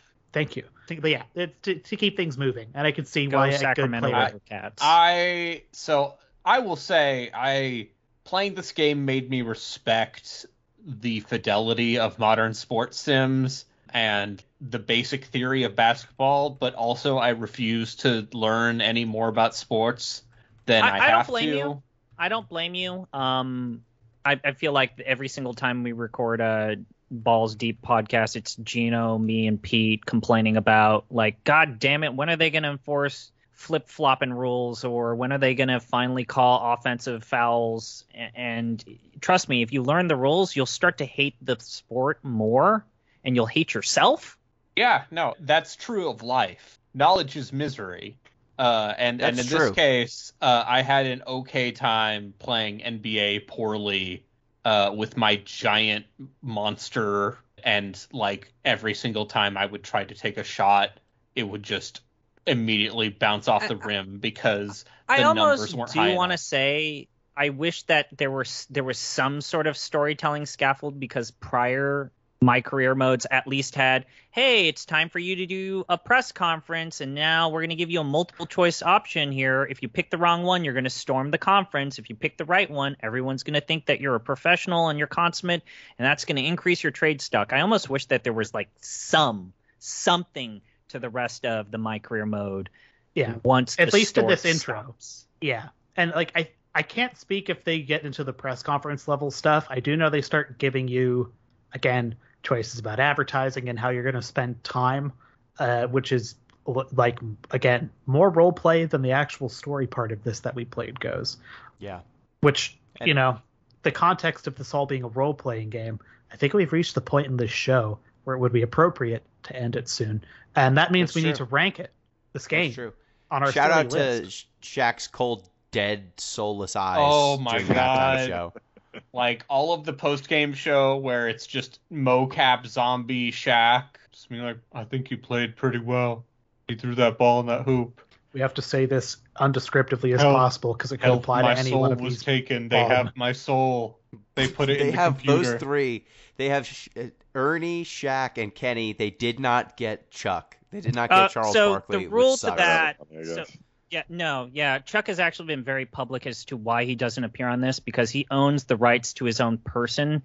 And the rule is that, or so this is what Chuck says. 2K has a response. He says that he will only appear if 2K donates like $500,000 to the Veterans Association that pays for injured and alcohol dependent or drug dependent NBA players that, we're not talking about first round draft picks, but like all of the people who didn't quite make it, players that are still a part of the players union. 2K has said that they need to pay him for SAG and acting union purposes, and they cannot make his income a donation. Whether or not that is true, I don't know, but that's basically the long story short as to why Charles Barkley is never in a 2K game.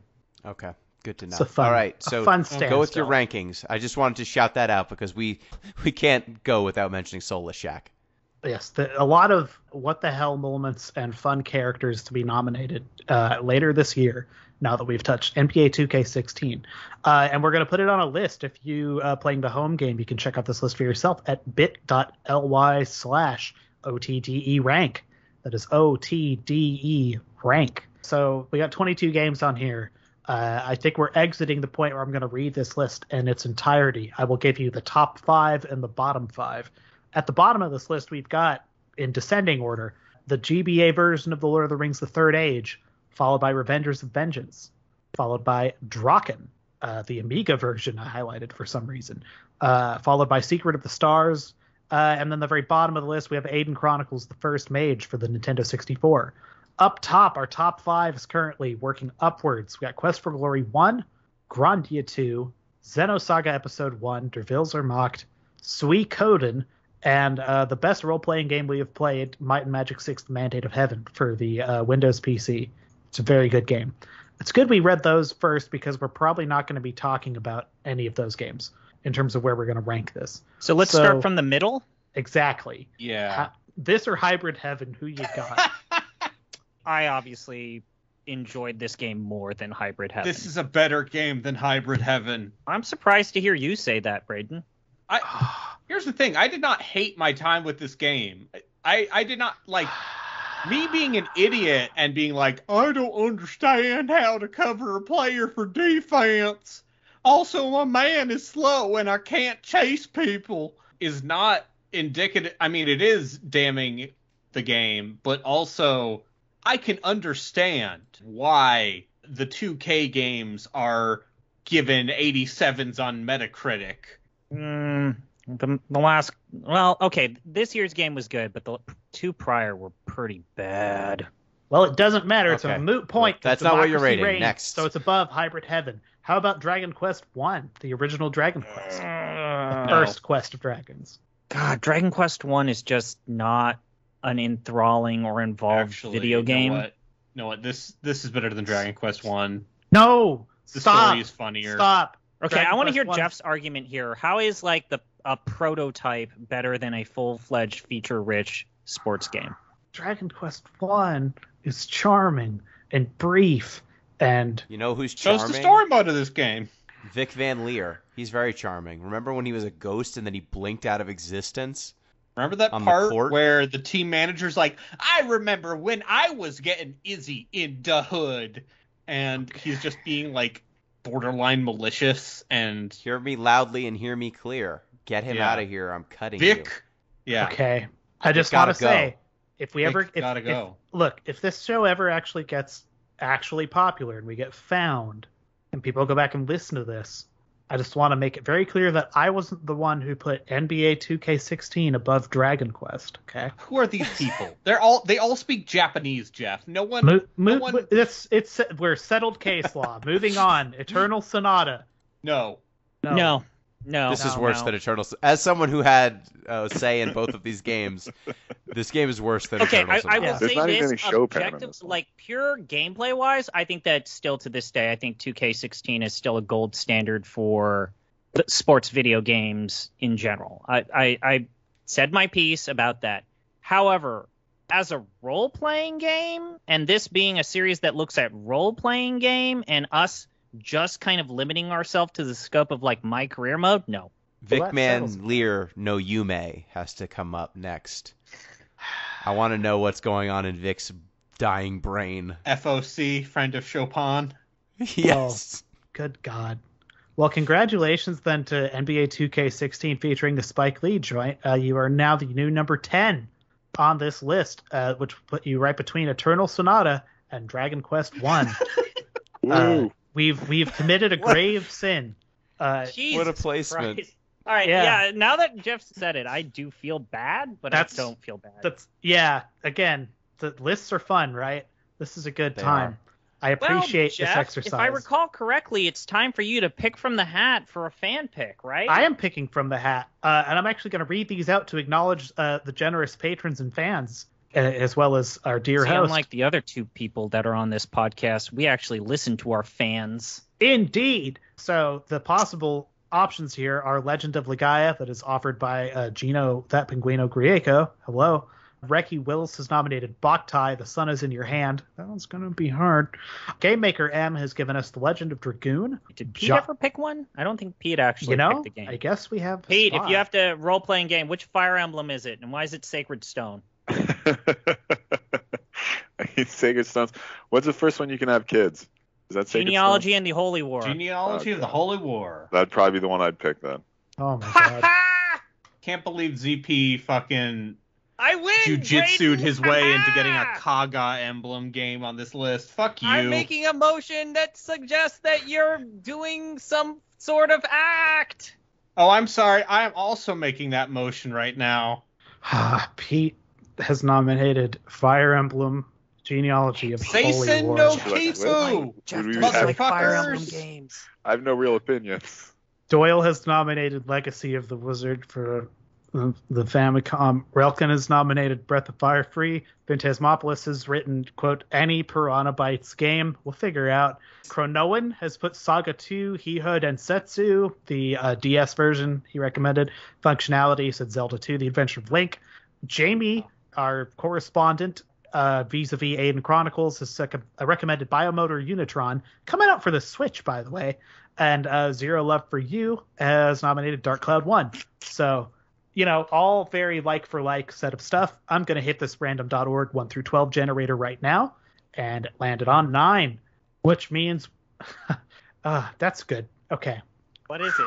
I forgot already. Congratulations to Functionality. We will be playing Zelda 2, The Adventure of Link is our next game. Kick ass. Oh, good, yes. Zelda 2 whips ass. I'm in a good mood about this. But it's All right. hard.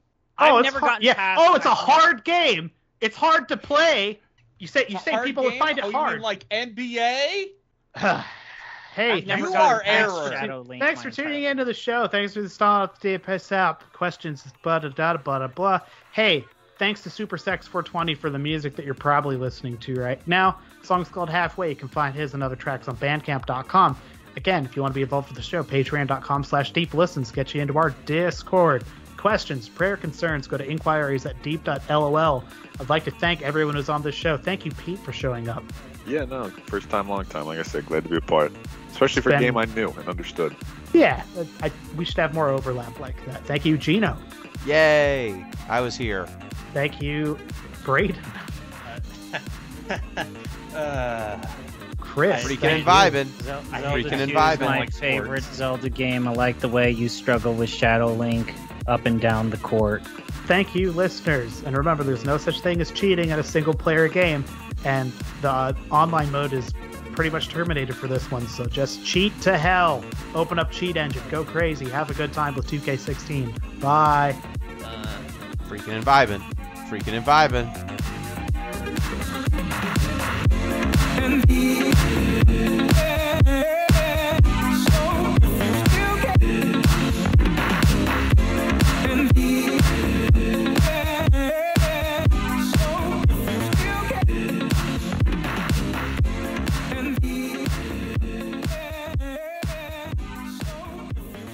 This episode of Off the Deep End was recorded and edited on the traditional and ancestral territory of the Dishqualiapsh or Nisqually people, who have lived on and stewarded these lands and waters since times immemorial.